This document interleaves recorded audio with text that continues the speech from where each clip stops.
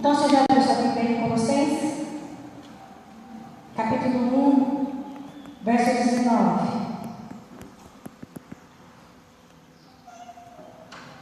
Diz assim: pois foi do agrado de Deus que nele habitasse toda a plenitude, e por meio dele reconciliasse consigo todas as coisas. Diga: todas as coisas.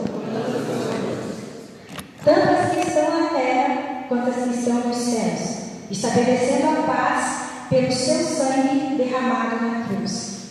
Antes, vocês estavam separados de Deus, e na mente de vocês eram inimigos por causa do mau procedimento de vocês. Mas agora, Ele os reconciliou pelo corpo físico de Cristo, mediante a morte, para apresentá-los diante dele, santos, inculpáveis e livres de toda e qualquer acusação. Amém? Amém? Não sei quem está dizendo de vocês. Eu fiz algumas anotações em cima desse texto que eu tenho meditado nele já há algum tempo, e eu vou compartilhar com vocês. Talvez eu não consiga compartilhar tudo, mas eu acredito que aquilo que a gente conseguir, caminhar junto, construir junto, isso será importante para o Espírito para nós nessa manhã. Amém? Eu acredito que esse texto seja um texto bastante conhecido, mesmo porque faz parte daquilo que nós cremos, daquilo que nós vivemos. E o texto fala que nós estávamos separados de Deus, separados da glória de Deus, mas em Cristo nós fomos reconciliados. Ou seja, nós voltamos ao estado de harmonia que nós tínhamos com Deus, através do corpo de Cristo que foi entregue na cruz. Então, Cristo proporcionou isso. E não somente nós, mas o verso 20 fala que Ele reconciliou consigo todas as coisas, para que tudo tivesse condição de manifestar e se mover segundo a natureza de Deus.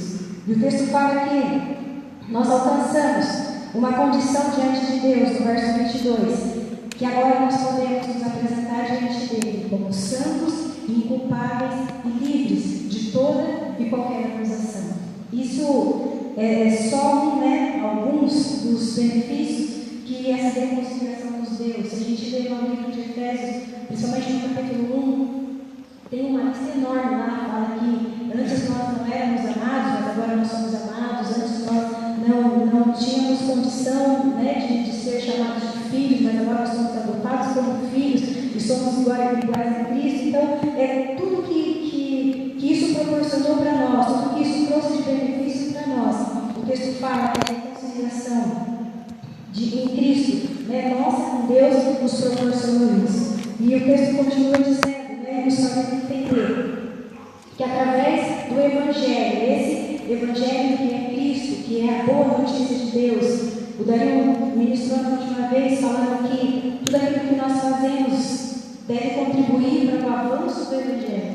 O que é esse avanço do Evangelho, o progresso do Evangelho? É essa manifestação da natureza de Cristo através de nós.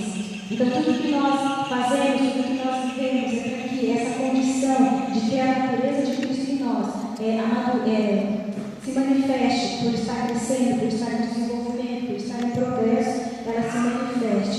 Então, essa é uma condição que nós temos de ter a natureza de Deus, de caminhar nessa natureza.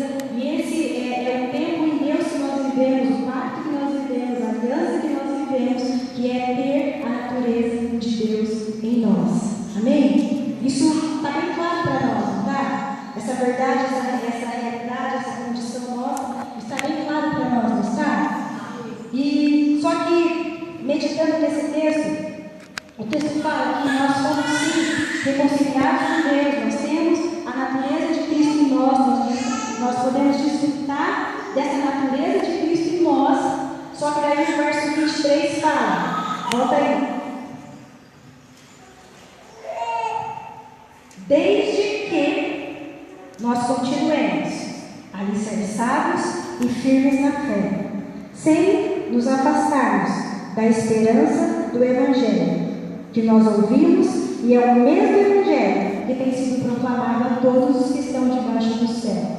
E aí Paulo diz, é desse evangelho que eu me tornei ministro.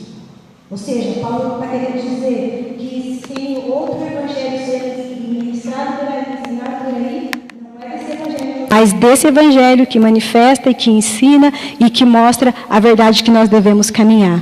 Mas o que eu quero chamar a sua atenção aqui é para essa expressão aqui do verso 23, que fala que nós podemos nos apresentar diante de Deus, santos, inculpáveis e livres de toda acusação, desde que a gente permaneça alicerçados e firmes, sem nos afastarmos da esperança do Evangelho, que nos foi pregado, que nos foi ensinado.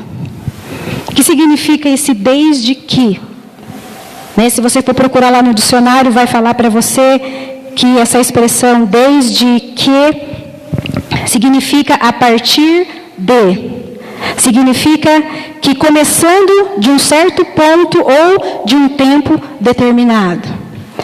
E aí ele vai usando outros sinônimos que fala, depois que, contanto que, sobre a condição de, uma vez que, visto que, devido a, ou em consequência de.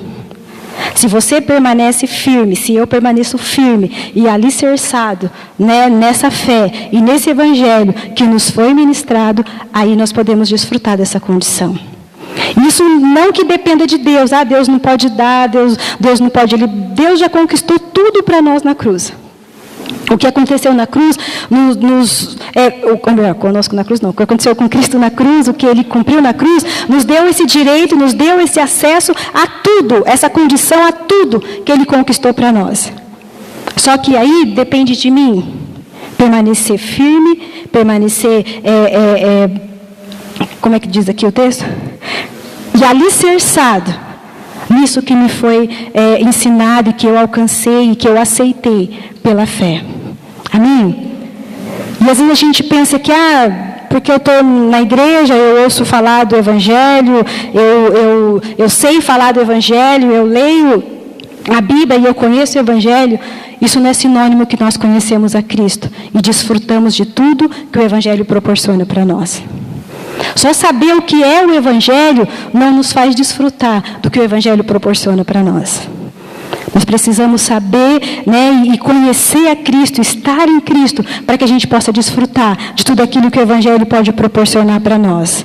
Eu coloquei aqui, só conhecer passagens bíblicas não é conhecer o Evangelho. E por consequência, não é conhecer a Cristo. E se eu não conheço a Cristo, eu não posso desfrutar do que o Evangelho proporciona para mim. Para isso eu preciso permanecer alicerçado e firme naquilo que o Evangelho propõe para mim e propõe para você. Para que a gente possa desfrutar dessa verdade. Para que a gente não se afaste da esperança do Evangelho. Eu estava lendo um texto em 2 Reis 17, que fala assim que as pessoas tinham por hábito adorar o Senhor e ao mesmo tempo adorar imagens, adorar outros ídolos. E aí o texto fala bem assim, eles temiam ao Senhor, mas eles adoravam seus deuses particulares. Às vezes a gente conhece o Senhor, conhece o Evangelho, mas a gente adora nossos deuses particulares. E aí parece que porque a gente conhece o Senhor, vive essa realidade, que a gente entende que é Evangelho, a gente pensa que já está dentro de todos os benefícios que o Evangelho proporciona para nós. Só que às vezes a gente pode estar na mesma condição dessas pessoas, adorando nossos deuses particulares, dedicando tempo aos nossos deuses particulares, sabendo quem é Deus, mas quem recebe a minha devoção, quem recebe a minha adoração, são meus deuses particulares. E a gente já tem aprendido e ensinado aqui que ídolo é tudo aquilo que eu invisto tempo, recurso e que eu adoro. Às vezes a gente pensa, mas eu vou no culto. A gente condiciona o Evangelho a estar no culto. E o Evangelho é muito mais do que isso. E o Evangelho é muito mais profundo do que isso. O Evangelho é manifestação de vida. O Evangelho é manifestação de natureza. O Evangelho é manifestação de uma pessoa. E essa pessoa é Cristo. E nós precisamos estar alicerçados e firmes nessa verdade, para que a gente possa desfrutar de tudo que o Evangelho proporciona para nós. Amém? Vocês estão entendendo? Até quem está dormindo? Não dá para responder, né? Quando você acordar, tem uma pergunta para você, tá bom?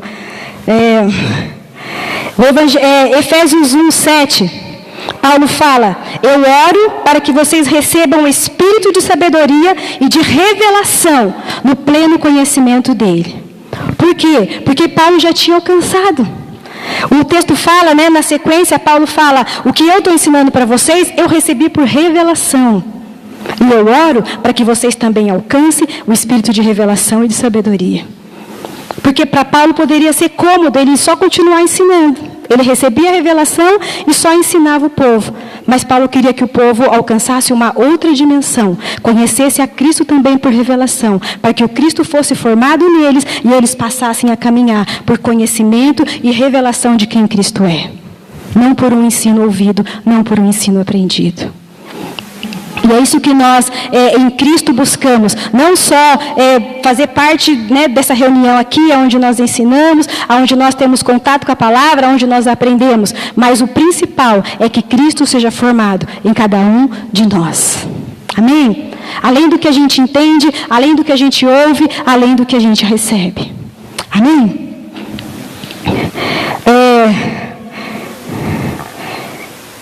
E eu vou compartilhar com vocês nessa manhã algumas coisas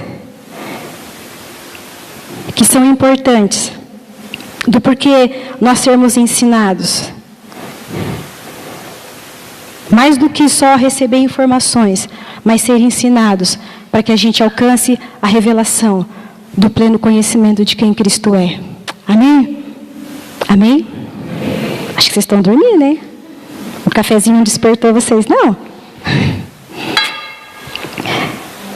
Ensinar numa linguagem bem simples para você entender e não dormir. Ensinar é como colocar sinais no caminho. É como placa, né, sinalizadoras no caminho. Eu falo isso com as meninas lá e o menino, né, da escola de fundamentos, que nossa função, quando a gente ensina ou quando a gente compartilha uma palavra com você, é que nossa parte é só como se a gente estivesse colocando placas no caminho, sinais no caminho. Mas quem precisa trafegar por esse caminho, cada um de vocês precisam trafegar por ele. É um trilhar particular. O fato de você ter acesso àquilo que nós estamos ensinando aqui não significa que você já alcançou a revelação de tudo que foi passado aqui. Mas que você precisa seguir as placas, seguir a sinalização, para que você alcance o caminho. E nessa caminhada, você vai se deparar com a revelação de quem Cristo é.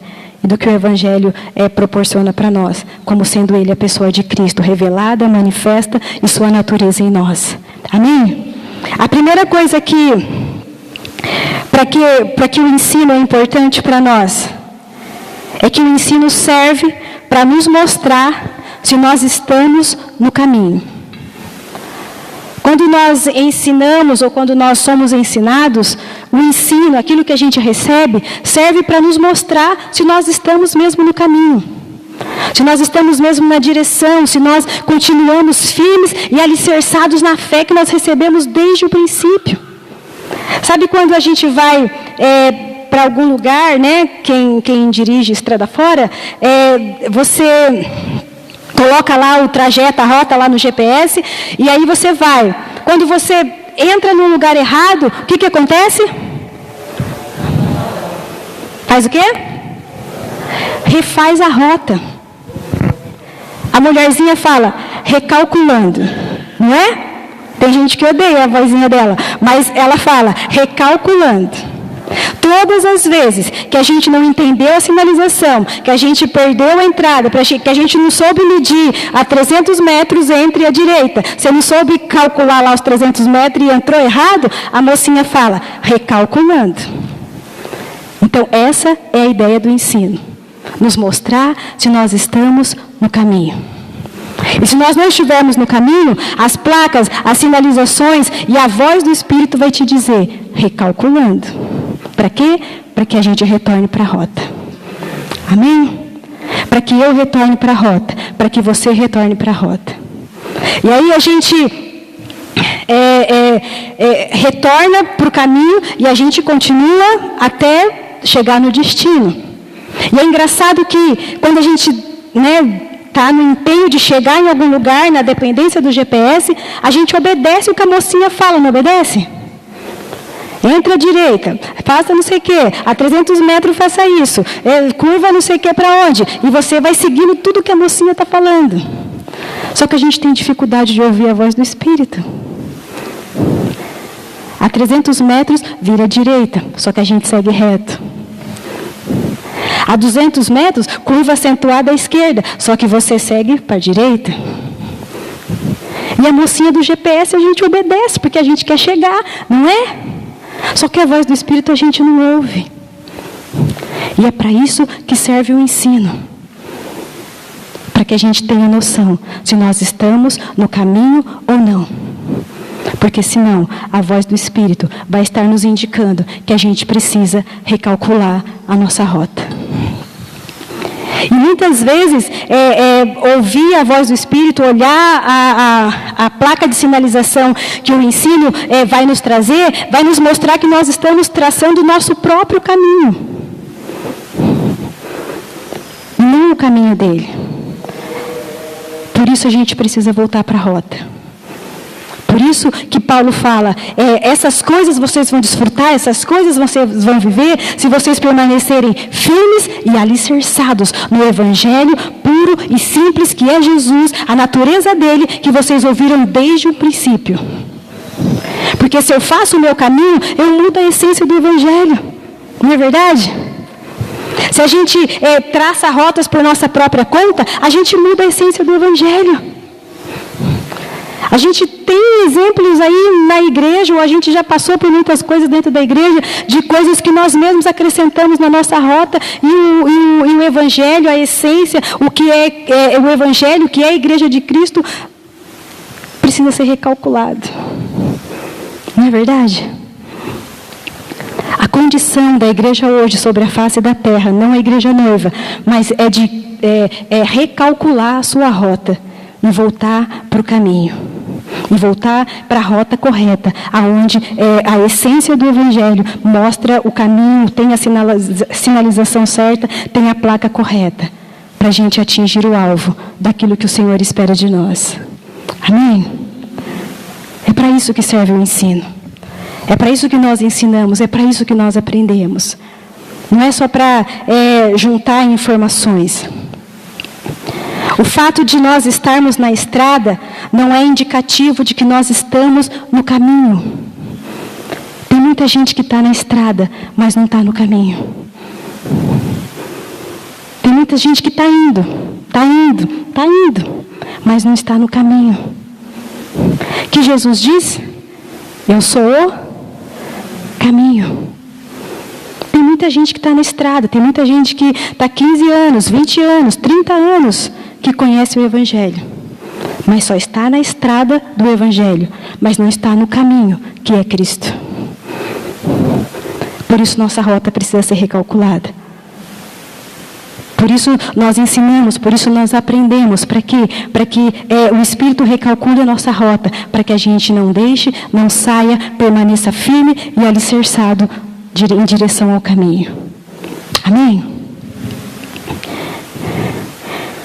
O fato de nós sabermos do Evangelho não é indicativo de que nós estamos em Cristo.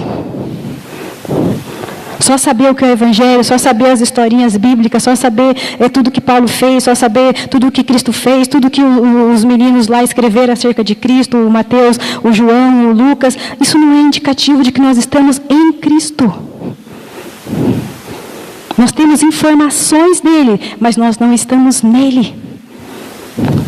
E quando ele nos reconciliou, ele nos trouxe de volta a essa harmonia, a essa aproximação, a essa relação com Deus. E nos deu condição de estar nele. Mas às vezes nós não estamos nele, nós só sabemos quem ele é. Mas estar nele é um outro caminho que a gente precisa percorrer. Amém? A segunda coisa, para que serve o ensino? Eu queria um pouco de água, por favor.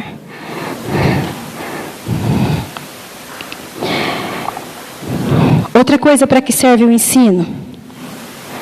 Serve para nos dar conta da distância que ainda falta para nós chegarmos ao lugar. As placas, os sinais que o ensino vai colocando no nosso caminho, vai nos dando conta de quanto ainda nos falta para chegar ao lugar. Obrigada, Rodrigo. Quando a gente está no caminho, as placas vão falando, tal lugar, 5 quilômetros, tal lugar, 3 quilômetros. Aí você sabe, estou chegando, estou chegando, estou chegando. É para isso que serve o ensino. Para nos mostrar quão distante ainda falta, quanto que falta. E olha o que eu escrevi aqui, ó, estar na estrada não é indicativo de que podemos trafegar na velocidade que nós queremos. Porque às vezes a gente tem autossegurança de que já sabe dirigir, eu pego meu carro e vou. Né? Sabe aquelas pessoas, vamos todo mundo junto, vamos um seguir no outro, vamos. Aí sempre tem um que fala, sabe onde é o posto tal? Tá, eu vou na frente, espero lá. Porque eu conheço o caminho, vou que vou. Autossegurança. Isso não é ruim, né? Se quem está atrás sabe onde é o posto, não é ruim. O problema é se quem está atrás não sabe o caminho e precisava do outro para seguir. Vai entrar do lado errado, a mocinha vai ficar falando o tempo todo, recalculando, recalculando, recalculando, e a pessoa dando volta e o outro lá no posto, esperando, esperando, esperando. Mas enfim, isso aí é outra coisa. Quando nós somos ensinados, o ensino vai nos mostrando quanto ainda falta para nós chegarmos. Por quê?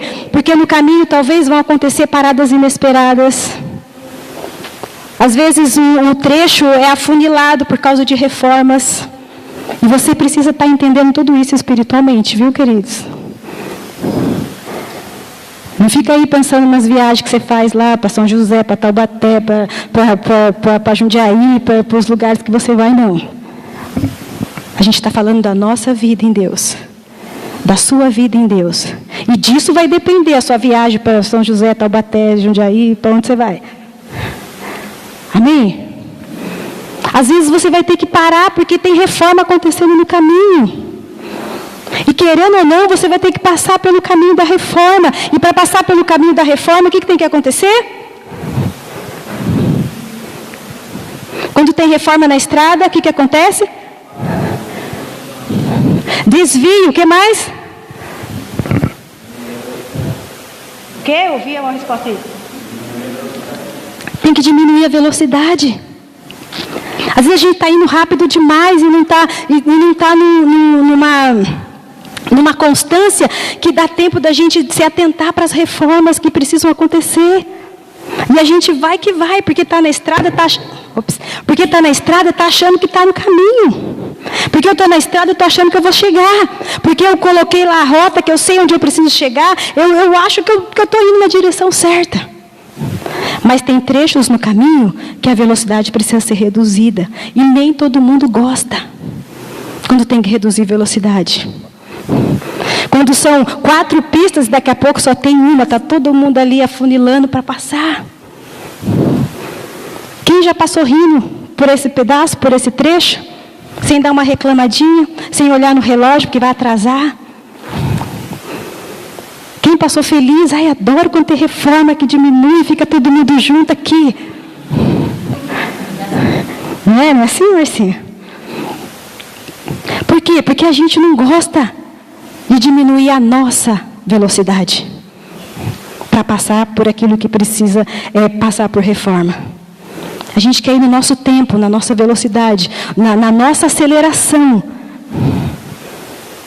Mas se eu deixei o Espírito recalcular a minha rota, vão ter trajetos, distâncias, quilômetros no caminho, que eu vou precisar reduzir a minha velocidade. Para que eu passe por reformas. Para que eu passe por lugares, por áreas, aonde precisam acontecer reformas. Para que eu chegue como eu preciso chegar no destino. Para que eu chegue em segurança no destino. Para que eu chegue na velocidade que seja segura no destino. Pensou se todo mundo passasse na velocidade que quisesse no trajeto onde está tendo reforma? Por isso eles já vão avisando lá antes. A não sei quantos metros, reduz a velocidade. Homens na pista, reforma, isso, aquilo. Por quê? Você já vai sendo avisado antes. Porque você vai ter que parar. Você vai ter que diminuir. Você vai ter que reduzir a sua velocidade. E é assim com o ensino. Quando nós ensinamos, quando nós recebemos ensinamentos, quando nós nos expomos ao ensinamento, é para que a gente entenda quanto ainda falta para nós chegarmos, em que condição nós precisamos chegar aonde nós estamos indo. Amém? Tem um texto em Êxodo 33, no verso 13, que fala que quando Jacó se encontrou com Esaú, lembra quando eles brigaram? Os irmãos brigaram, pegou lá, trocou a primogenitura por um prato de lentilha e aconteceu toda aquela história. Só que depois eles ficaram de bem. E aí quando eles foram se encontrar, o Jacó levou um monte de presente para ele, levou gado, levou um monte de coisa. E aí quando eles se encontraram no caminho, eles se juntaram, se reconciliaram, e aí eles começaram a caminhar juntos para um lugar onde eles iam se estabelecer. Só que aí o texto fala que o Esaú falou, então eu vou indo na frente, né? Vamos. Ele falou assim, não, eu vou ficar para trás, porque eu preciso ir no passo das crianças e do gado. Eu não posso ir na velocidade que você está indo. Sabe o que isso significa? Nem sempre a gente vai poder caminhar na velocidade que a gente quer, porque tem gente que não caminha na mesma velocidade que a gente. Pode abrir aí, Êxodo 33. Às vezes a gente vai precisar reduzir a nossa velocidade para dar condição para outras pessoas também chegarem onde elas precisam chegar. Alguém lê aí, por favor, com uma voz bem de trovão. Êxodo 33, 13 e 14, eu acho. É isso ou eu marquei errado? É Gênesis, eu falei Êxodo? Desculpa, é Gênesis e Célio, tá vendo? Obrigado por mudar o sinal aí, Célio, da placa. É Gênesis, gente, essa placa, tá? Não é Êxodo. Gênesis 33, 13. Alguém? Porém, Jacó disse, o Senhor sabe que os meninos estão tendo, tem comigo ovelhas e vacas de leite. Se forçados a caminhar demais na sua via, morrerão todos os demônios. Faça-me o Senhor adiante do seu servo. Eu seguirei, guiando-as pouco a pouco, no passo do gado, que me vai à frente, e no passo dos meninos, até chegar ao Senhor. Viu o que o Jacó fez? Vai você indo na frente, que eu vou atrás com eles. E eu vou dando passos, pouco a pouco, mas eu vou chegar aonde você vai estar. Sabe o que isso significa? Escrevi uma frase aqui, dá até para pôr em algum lugar. Tipo nos quadrinhos da Aline, né, Aline? Nem todos têm condição de ir na mesma velocidade, mas todos têm condições de chegar no mesmo destino. Amém? Nem todos vão na mesma velocidade que nós, nem todos têm condição de ir rápido demais, nem todos têm condições de ir na nossa mesma velocidade, mas todos têm condições de chegar no destino. E às vezes a gente fica nervosa, mas por que fulano não entende? Mas eu já entendi, mas olha onde eu já estou, olha isso, olha aquilo. Nem todos têm a mesma velocidade que a sua. E aí, o que aconteceu? O Esaú foi na frente, mas ele teve que esperar o Jacó lá na frente. Você pode até ir na sua velocidade, mas lá na frente você vai ter que esperar quem está vindo devagar. Isso não é ruim, isso faz parte daquilo que envolve o Evangelho, que envolve a vida de caminhar como um só homem. É entender a condição do outro, é entender a resistência do outro. Talvez você pense assim, mas o fulano já entende tanto, eu não entendo nada. Olha onde ele já está, onde eu já estou, olha onde eu ainda estou. Todos têm condição de chegar no mesmo destino. Amém? O fato de você ir mais rápido não significa que os outros vão ficar para trás. Os outros também estão caminhando. Os outros também estão indo. Os outros também estão avançando. E eles vão chegar. O finalzinho do texto fala que o Jacó chegou lá em Seir, aonde o Esaú estava. Uma vez eu estava conversando com uma pessoa e ela falou assim,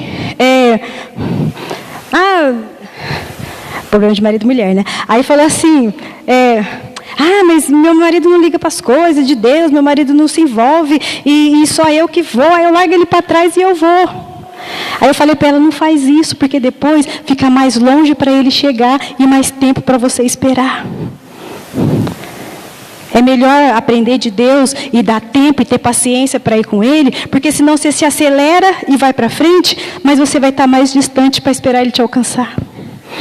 E a distância para Ele alcançar e entender e viver o que precisa viver vai ser maior. Às vezes a gente que quer dar velocidade, né, para aquilo que a gente vai fazer, mas como eu disse aqui no começo, quem recalculou a rota? Quem recalculou a rota? Vou ajudar, tá? Quem recalculou a rota que não era o GPS? O Espírito Santo. Você precisa ir na velocidade do Espírito Santo. Você precisa ir na constância do Espírito Santo. Uns vão mais rápido, mas todos vão e todos vão chegar. Amém? Uns vão mais acelerado, uns vão com um motor de não sei quantos cavalos, mas outros vai devagarinho mesmo, mas todos vão chegar. Amém? Só porque seu motor ronca não significa que o do outro não ronca, ele não está indo para o mesmo lugar que você. Os dois vão chegar. Não é verdade? Sabe aquelas pessoas que às vezes faz você provar se você está em Deus ou não, quando Ele te ultrapassa na rua? E aí você tem que provar ali se é a natureza de Deus que está fluindo em você. Aonde você encontra com Ele? No farol ali na frente. Não é? Fez de tudo para te ultrapassar e fez um monte de manobra, está lá na sua frente. Um carro só na sua frente. Todos vão chegar no mesmo lugar. Amém? Cada um na sua velocidade. Mas deixa que o Espírito recalcule a sua rota. O que você não pode é estar fora do caminho. Você precisa estar trafegando no mesmo caminho. Amém? Porque todos vamos chegar no mesmo lugar. Só estar na estrada não é indicativo do que o meu destino é Cristo. A não ser que seja Ele quem esteja dirigindo a minha vida. Tem gente que está na estrada, mas não é Cristo que está dirigindo a vida dela. Caminhoneiro que gosta disso, né? Guiado por mim, dirigido por Deus. Põe lá a placona enorme lá. Mas ele dirige do jeito que ele quer, faz do jeito que quer, né? Ultrapassa, não respeita o outro. Estar na estrada não significa que você está indo para o destino. É indicativo de que você está indo para o destino. E que o seu destino é Cristo. A não ser que seja o Espírito Santo que esteja dirigindo a sua vida. Amém? E a última coisa. Porque o ensino é importante para nós. Porque ele serve para nos advertir acerca do perigo que pode aparecer na caminhada, no trajeto. E com isso, ele vai nos colocar em alerta até que o perigo seja dissipado. É para isso que serve o ensino. Para nos advertir acerca do perigo e nos colocar em alerta até que o perigo seja dissipado. Há coisas que foram criadas para a vida. Nós fomos criados para a vida. E quando nós só recebemos informação e essa informação não atinge o que precisa atingir, isso não manifesta a vida. Se nós temos Cristo em nós, se nós temos a natureza de Cristo em nós, Cristo não é informação, Cristo é vida. Amém? E nós não podemos só receber informações de Cristo, nós temos que manifestar essa vida. Essa informação, ela é importante, o ensino é importante quando ele faz com que a vida de Cristo se manifeste em nós, porque ele me sinalizou o caminho de alcançar a revelação de quem ele é. Amém? Mas só como conteúdo, mas só como informação, isso não manifesta a vida. Quando o homem foi criado, a Bíblia diz que Deus foi lá e soprou o que no homem? O que Deus soprou no homem? Vocês estão com medo de falar, né? Deus soprou no homem fôlego de vida. Deus não soprou informação para o homem. E a gente vive nossos dias só recebendo informação, só recebendo informação, só recebendo informação. A gente precisa viver os nossos dias manifestando vida, manifestando vida, manifestando vida. E a vida de Deus. E a vida de Deus que está em nós. Amém?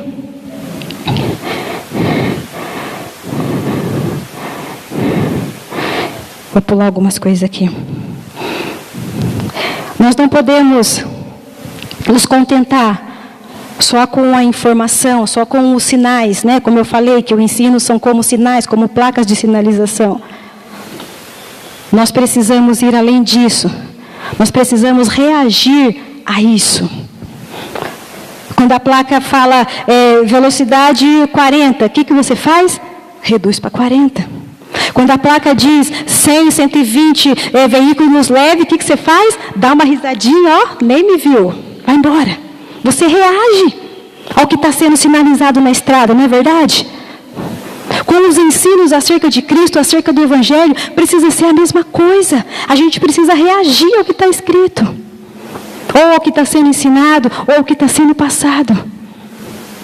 Mas quando a gente só recebe informação, fica só como informação. A gente precisa colocar em prática, a gente precisa reagir. Para que a gente trilhe o caminho que precisa trilhar. E a gente viva aquilo que nos foi proporcionado por essa reconciliação e pela manifestação do Evangelho que nos alcançou.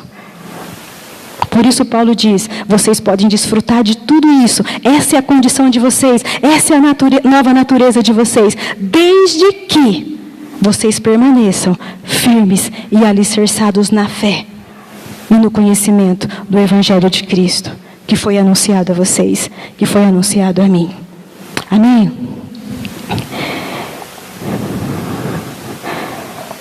Enquanto você abre a sua Bíblia em 1 Coríntios 15...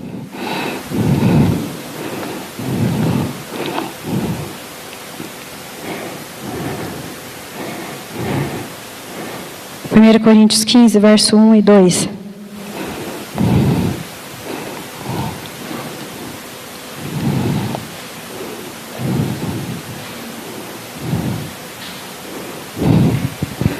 O que vai tornar o ensino importante não é o quanto de informação que nós podemos absorver, mas sim o quanto de vida que nós vamos conseguir desenvolver a partir dele. É isso que vai tornar um ensino importante. Não é o quanto de informação que você vai conseguir absorver de mim aqui nessa manhã. Não é o quanto de informação que você vai conseguir absorver depois que o áudio for liberado, se estiver tendo áudio. Não é isso que é importante. Mas o que é importante é o quanto de vida você vai conseguir desenvolver a partir dele. Porque o ensino sinaliza para a vida. E a vida só se manifesta quando eu alcanço revelação daquilo que me foi informado. Quando eu alcanço entendimento. Por isso a oração de Paulo, pelas pessoas que ele instruía, para que o Cristo fosse formado nele, era: a minha oração é para que vocês alcancem espírito de sabedoria e de entendimento, de revelação, do pleno conhecimento de Cristo. Não é importante que vocês saibam o que é Evangelho, o que é isso, o que é aquilo. Vocês precisam conhecer a Cristo. Nós precisamos conhecer a Cristo e permanecer firmes e alicerçados nele. Amém? Olha o que Coríntios diz. Essa carta diz, nesse capítulo. Irmãos, eu quero lembrá-los do Evangelho que preguei a vocês, o qual vocês receberam e no qual estão firmes. E por meio deste Evangelho, vocês são salvos, desde que se apeguem firmemente à palavra que preguei. Caso contrário, vocês têm crido em vão. Vou até repetir. Irmãos, eu quero lembrá-los do Evangelho que preguei a vocês, o qual vocês receberam e no qual estão firmes. Por meio deste Evangelho, vocês são salvos, desde que se apeguem firmemente à palavra que foi pregada. Caso contrário, vocês têm crido em vão. É forte, né? Porque a gente acha que é só conhecer Jesus, ir para a igreja, cantar uma musiquinha, ouvir uma palavra, ir para casa, pronto. Estou no Evangelho. Sou do Evangelho. Estou firme no Evangelho. Sabe o que significa receber? Paulo fala que eles receberam o Evangelho. Receber é tomar. Receber é levar consigo. Receber aqui significa associá-lo à sua própria vida. Receber significa que ele é seu companheiro. Ou seja, esse Evangelho é meu companheiro agora. Eu dependo dele, eu caminho com ele, eu não abro mão dele. Esse Evangelho que eu recebi, eu preciso aceitar e reconhecer que ele é tal como foi professado. É exatamente como foi professado, é exatamente como foi anunciado. E receber esse Evangelho é não rejeitá-lo e não se recusar a obedecê-lo. Isso é receber. Foi tudo isso que Paulo quis dizer para eles, quando disse o Evangelho que vocês receberam. E depois ele diz que vocês estão firmes nele. Sabe o que significa estar firme no Evangelho? Não é estar firme nos cultos de domingo de manhã, não. Não é estar firme nas ações multiplicadoras, não. Na escola de fundamentos, não é isso que é estar firme no Evangelho. Sabe o que é estar firme no Evangelho? É se apegar a ele. É reter aquilo que ele significa. Estar firme no Evangelho é não deixá-lo ir. Sabe, quando você tem uma coisa e aquilo começa a escorrer assim, pelo vão das suas mãos, é nesse sentido, é não deixá-lo ir. É não deixá-lo se fragmentar, é não deixá-lo se diluir.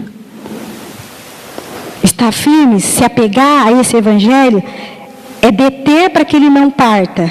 É manter-se amarrado a ele, seguro, é possuí-lo. É isso que é permanecer firme no Evangelho. E a última coisa, Hebreus 3:12.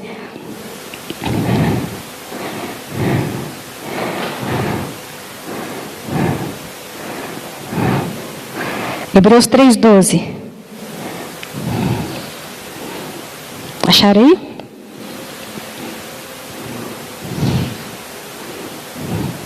Hebreus 3:12 diz assim: cuidado, irmãos, para que nenhum de vocês tenha um coração perverso e incrédulo, que se afaste do Deus vivo. Ao contrário, encorajem-se uns aos outros todos os dias, durante o tempo que se chama hoje, de modo que nenhum de vocês seja endurecido pelo engano do pecado, pois passamos a ser participantes de Cristo, desde que, de fato, nos apeguemos até o fim à confiança que tivemos no princípio.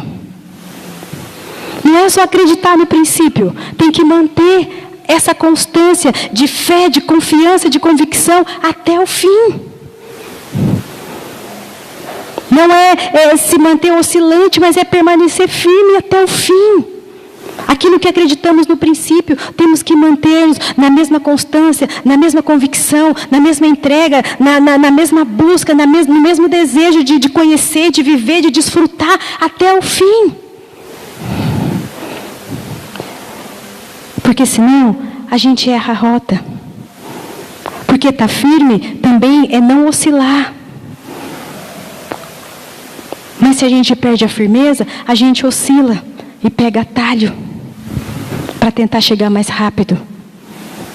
E a gente erra o caminho. Estar firmes e alicerçados em Cristo. Eu tinha colocado uma definição de alicerce aqui, eu perdi ela. Aqui, ó.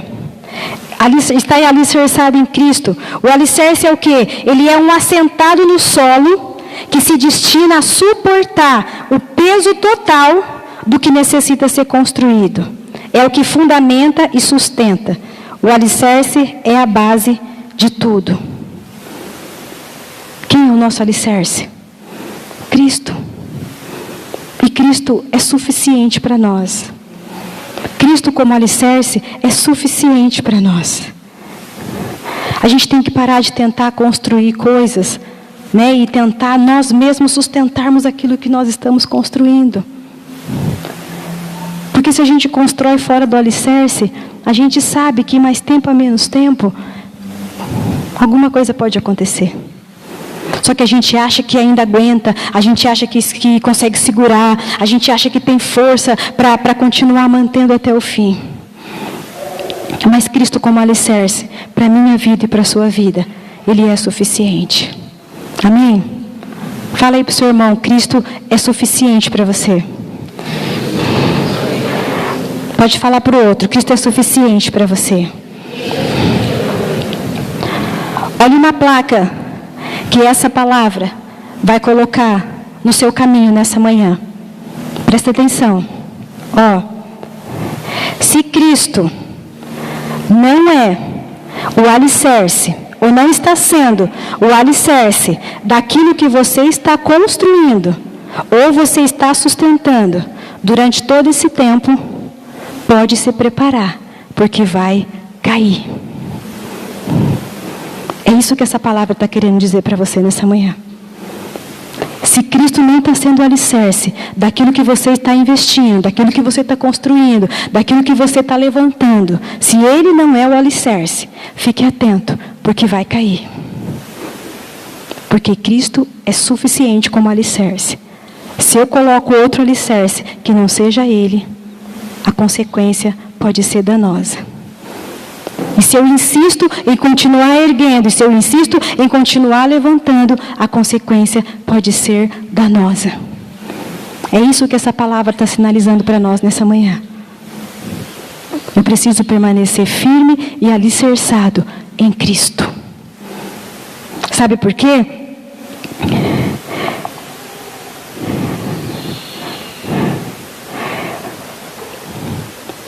Porque senão eu vou continuar trafegando no meu próprio caminho, na minha própria rota, na minha própria direção. E eu não vou chegar onde eu preciso chegar. Eu não vou alcançar o que eu preciso alcançar. Por isso essa palavra está sinalizando para nós nessa manhã. É melhor a gente recalcular a nossa rota, dar ouvido à voz do Espírito, recalcular a nossa rota e seguir o caminho do Espírito. Amém? E seguir o caminho do Espírito. Talvez você pense, mas eu já estou tão longe. Sabe quando você está longe, alguém liga, fulano, esqueceu tal coisa, volta aqui. Não, já estou muito longe, não vai valer a pena voltar. Mas se o Espírito recalcular a sua rota, se o Espírito recalcular a minha rota, sofra o dano e volte, porque vai ser mais seguro para mim, vai ser mais seguro para você. Vai ser mais certeza de que a gente vai conseguir alcançar o lugar que a gente precisa alcançar do que a gente tentar continuar o caminho por nós mesmos. É melhor deixar que o Espírito recalcule a nossa rota e a gente permaneça firme e alicerçado nele, sem vacilar, sem oscilar, mantendo a essência do que o Evangelho é. O texto diz que o Cristo se manifestou pleno para nós. E eu preciso desfrutar de Cristo de maneira plena também. Só que para isso eu não posso me desviar para o lado que eu quero, do jeito que eu quero, acrescentar o que eu quero. Tudo que nós precisamos, tudo que nós temos que alcançar, Cristo já conquistou para nós. A gente só precisa estar nele. Só precisamos estar nele. Amém? Só precisamos estar nele. Voltar às vezes vai envolver prejuízo com recurso, com tempo, com disposição, com a condição do tempo, ou até com o veículo com que você está conduzindo. E às vezes o veículo que nos está conduzindo é a nossa alma. Envolve nossos pensamentos, nossas emoções, nossa vontade. Mas é melhor voltar. É melhor ouvir, voltar e depois tomar o caminho na direção correta. Porque a gente vai chegar com segurança onde precisa chegar. Amém? Não rejeite as coisas que o Senhor tem ensinado para você nesse tempo. Não rejeite as sinalizações, as placas sinalizadoras que o Senhor tem colocado no caminho para nós nesse tempo. Como nós temos aprendido, a palavra vem também como prevenção. E quando alguma coisa vai acontecer lá na frente, como eu disse, eles vão colocando placas antes, Para quê? Para quando a gente chegar no determinado local, a gente saiba como se portar. Então receba aquilo que o Senhor tem ensinado para nós nesse tempo. Não como, quem está falando do jeito que está falando. Você tem um Espírito dentro de você e o Espírito pode te ajudar a discernir todas as coisas. Porque às vezes a gente resiste a quem está falando e a gente continua trilhando o nosso próprio caminho. Mas receba isso que o Senhor está ensinando para nós nessa manhã. E deixe que o Espírito recalcule a sua rota. Deixe que o Espírito faça uma análise de quão longe você chegou e o quanto você precisa voltar, o quanto você precisa retroceder. E siga exatamente aquilo que o Espírito está dizendo. Disso vai depender sua casa, seus filhos, suas finanças, o cumprimento do propósito de Deus na sua vida. Disso vai depender a expansão do reino. E se é pela natureza de Cristo que está em você, que está em mim, então vale a pena. Se tiver que retroceder, vale a pena. Se tiver prejuízos, vale a pena. Se tiver que abrir mão de coisas, vai valer a pena. Se tiver que abrir mão de pessoas, de condições, de situações, vai valer a pena. Amém? Se coloque de pé, por favor.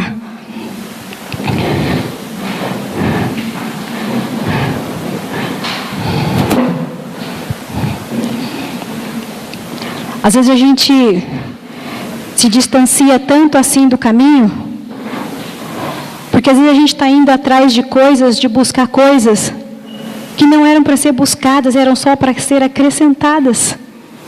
Não é o que a Bíblia diz? Se eu busco o reino, as outras coisas vão sendo acrescentadas.